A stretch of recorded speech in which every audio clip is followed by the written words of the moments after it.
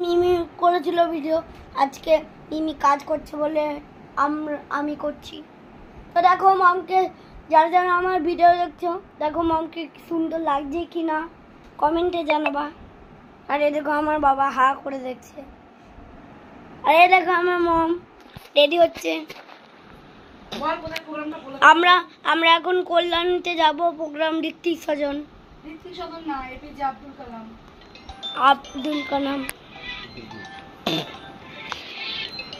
তো এই দেখো এখন আমার বাবা ফাইনালি একটু রেডি হয়েছি, আজকে আবার লাস্ট প্রোগ্রাম। আর দেখো এখন আমি আজকে রেডি হয়েছি, ওখানে গিয়ে রেডি হব। চলো ওখানে গিয়ে তোমার সাথে ভিডিও একটু শেয়ার করবো। তো চলো দেখতে থাকো, সাথে থাকো। টাটা মা, আজকে ফাইনাল প্রোগ্রাম। টাটা, আশীর্বাদ দাও। টাটা মা। তো টোটো করে আমরা চলে যাচ্ছি এখন আমার প্রোগ্রামে। তো প্রোগ্রামটা ছিল কল্যাণীতে, কল্যাণী ইউনিভার্সিটিতে এপিজে আব্দুল কালাম মঞ্চে ছিল আমার প্রোগ্রামটা। তো এখানে বোন দেখো আমাকে রেডি করে দিচ্ছিলো। আমি মেকওভারটা করে এসেছিলাম, চুলটা আর ফার্স্ট নাচের জন্য ড্রেস আপটা করে এসেছিলাম। এটা একটা রবীন্দ্রনাথ ঠাকুরকে উৎসর্গ করে আমাদের এই অনুষ্ঠানটা আয়োজিত করেছিল আমার একটা ম্যাডাম। উনি খুবই একটা ভালো মানুষ, তো ওনার কথা যত বলবো ততই কম। তো সব জায়গাতেই কি বলো তো, জীবনের মানে প্রতিশ্রুতিটা তোমার কম থাকা উচিত, কিন্তু তোমার পরিশ্রমটা বেশি থাকা উচিত, এটাই হচ্ছে একটা কথা। আর সবাই অনেকে ভাবে হয়তো হেলদি হয়ে গেছি, কীভাবে ডান্স করব না কি করব। হ্যাঁ, প্র্যাকটিসটা অনেক যেহেতু অনেক কম, কেন আমি প্র্যাকটিস রিহার্সালটা অনেক কম দিই, যেহেতু আমি একটা সংসারী মানুষ, আমাকে অনেক দিক সামলেই সব কিছু করতে হয়। তারপরে অনেক দিন ধরে নাচটা ঠিকমতো হয়নি, বন্ধ ছিল। তারপরে আবার অনেক দিন পরে আবার এই পরপর স্টেজ প্রোগ্রাম দুটো করছি, কিন্তু নার্ভাস তো আমি কোনোদিনও হই না। আমি স্টেজ প্রোগ্রাম অনেক করেছি, অনেক, যখন আমি স্যারের কাছে করতাম। তো সব মিলিয়ে জীবনটা চলছে কোনো রকমভাবে, কিন্তু প্রচুর কাজের প্রেশার, এক একটা দিন কীভাবে চলে যায় বুঝতেই পারি না। হ্যাঁ, আমি ব্যস্ত থাকতে ভালোবাসি, আমি চাই যেন কোনো মানুষের নামে কোনো বাজে কথা মন্তব্য না করে, যতটা কথা না নিজের কথাই শুধু বলতে ভালো লাগে, অন্য কারো কিছু আমার ভালো লাগে না।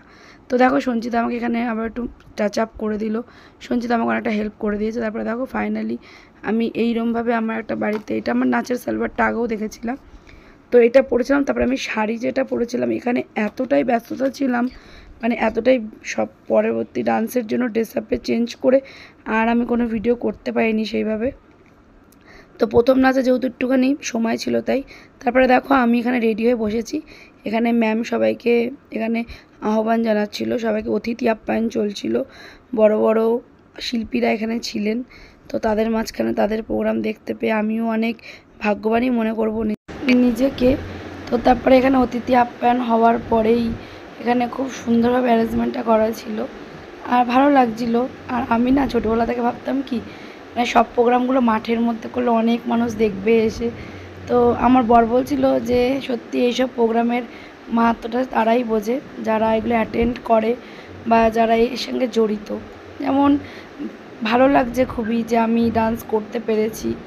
দেখো সব জায়গাতেই থাকবে খারাপ ভালো মন্দ নিয়েই জীবন মানুষের, কিন্তু সংগ্রাম করতে হবে, প্রতিবাদ অন্যায়ের বিরুদ্ধে, প্রতিবাদ অন্যায়ের বিরুদ্ধে আমাদের লড়তে হবে, এমন না যে আমার দৃঢ় অঙ্গীকার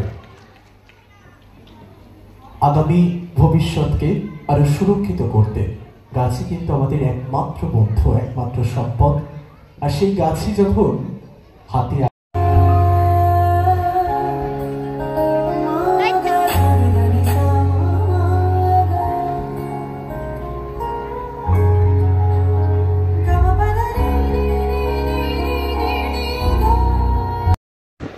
তো পুরোটা মিউজিক দিতে পারলাম না, এই ডান্সটা আমি রিলসও তোমাদের দিয়েছি।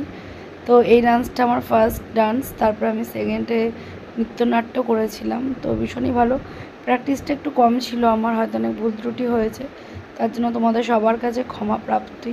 কেন দেখো জীবনে ভুল করতে করতেই সঠিকটা হয় মানুষের জীবনে। তো কিছু মানুষ সেটাকে নিয়ে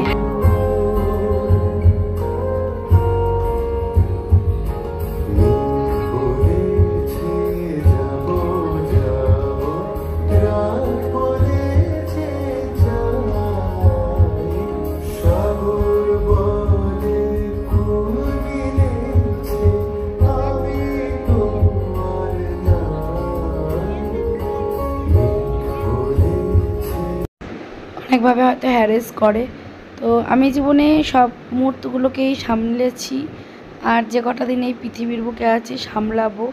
জানি না কতদিন আমি কি করতে পারবো। তো ভিডিওটা আমি এখানেই এই ভিডিওটা এইটুকুনি দিলাম।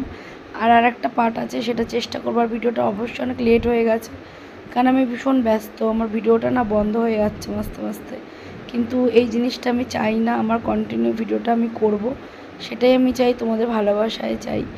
আর দেখো, জীবনে যেমনই হয়ে যাক, তোমার যেটা ইচ্ছে সেই ইচ্ছেটাকে তুমি অবশ্যই পূরণ করার অধিকারটা পুরোপুরি তোমার। সেটার জন্য যে যাই বলে যাক, কারোর দিকে তাকানোর বা কিছু বলার কোনোই প্রয়োজন নেই। তো এটাই হচ্ছে জীবন। তো এখন ডান্সটা আমি করছিলাম, তো অনেক একটু ভুল হয়ে গেছে হয়তো সেইভাবে, কেন প্র্যাকটিস একদমই কম ছিল আমার। মানে কি বলবো, সেই অনুযায়ী আমি মনে করব আই এম দ্য বেস্ট। আমি যে অনুযায়ী প্র্যাকটিস করেছি, কারণ নিজেকে যদি তুমি বেস্ট মনে না করতে পারো, তো মানুষ তো তোমাকে সবসময় নিচে নামানোর চেষ্টাটাই করবে, তাই না?